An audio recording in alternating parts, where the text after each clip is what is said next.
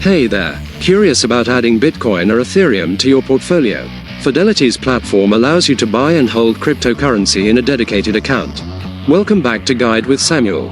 Here's the simple way to start. You'll need to open a Fidelity crypto account.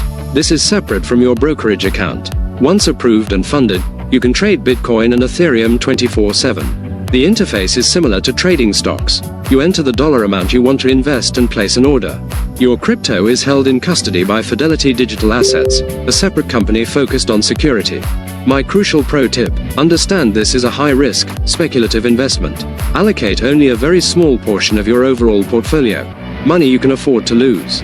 Treat it as a learning experience in a volatile new asset class, not a core retirement holding. That's how you explore crypto within the framework of a trusted, established financial institution. Are you intrigued by crypto as a digital asset, or are you skeptical? Share your perspective in the comments. For more guides on emerging investment options, subscribe. Thanks for watching. I'm Samuel, and I'll see you in the next video.